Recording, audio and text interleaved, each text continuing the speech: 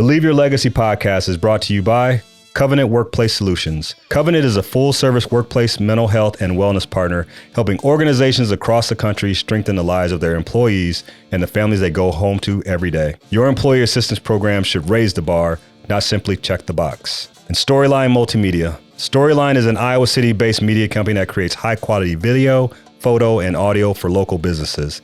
They produce a number of great podcasts, including this one. If you're interested in sharing your story, please contact them at storylinemultimedia.com. And remember, your story matters.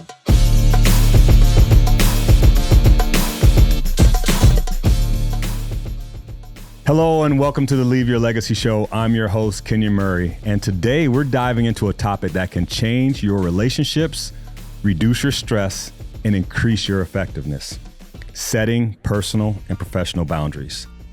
If you've ever felt overwhelmed, taken advantage of, or just flat out burned out, chances are your boundaries need some attention. So let's talk about what boundaries are, why they matter, and how to set them without feeling guilty. First, what are boundaries and why do they matter? Let's start with a simple question. What are boundaries?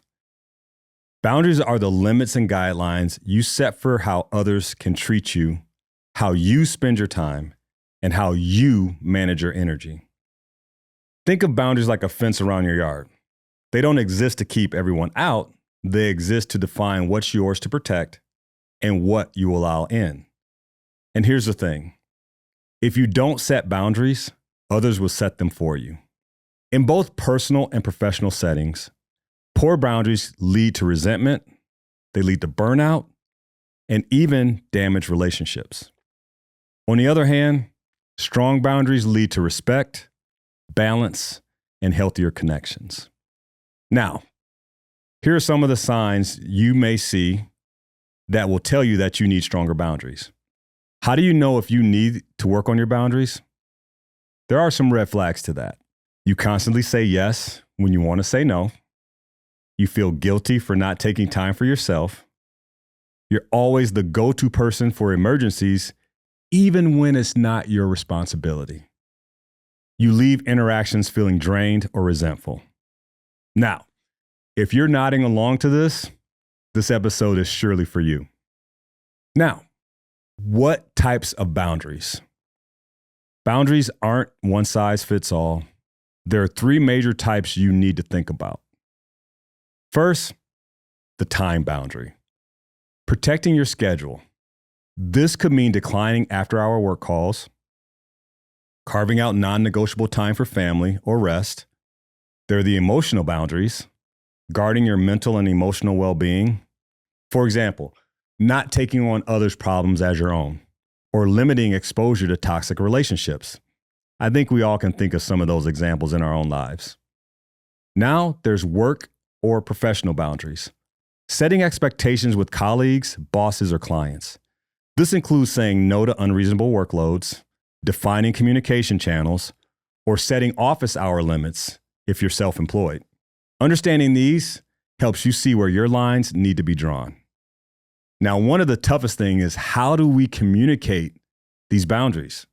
Now, let's get practical. How do you actually set boundaries? Here's 3 simple steps. Step 1, get clear on your limits. Ask yourself, what do I need to feel safe, respected, and energized? Write them down. Maybe it's, I won't answer work emails after 7 p.m. or I need one night a week to myself. Step 2, communicate clearly and early. Boundaries fail when we assume others know them. Use I statements. I won't be able to stay late tonight. I can help with that, but only if we push the deadline to next week. Step 3, hold the line without guilt. This is where it gets hard, especially when it comes to personal relationships. People may push back. That doesn't mean your boundary is wrong. Remember, boundaries protect your well-being, not other people's comfort. It's okay to be firm and kind at the same time. Now, I know when you set boundaries, especially with close people, there's a little guilt there. But here, this is what we need to do to overcome that guilt. A lot of us struggle with guilt when we first start setting boundaries. But here's a reframe. Saying no to others is saying yes to yourself. When you protect your time, your energy, you show up better for the people and projects that really matter. Boundaries aren't selfish, they're essential. Now I'm gonna give you a quick exercise. So grab a piece of paper, write down 3 areas of your life where you feel stretched too thin. Now, list 1 boundary you can set in each area this week. It could be as simple as no phone during dinner or only taking on 2 big projects at a time. Keep it realistic and commit to holding that line for 7 days. Now remember, setting boundaries is a journey, not a one-time event. Start small, stay consistent, and watch how it transforms your relationships, your work, and your peace of mind. If this episode helped you, share it with a friend or a colleague who might need some encouragement to start setting their own boundaries. I'm your host, Kenyon Murray, and until next time, let's keep connecting.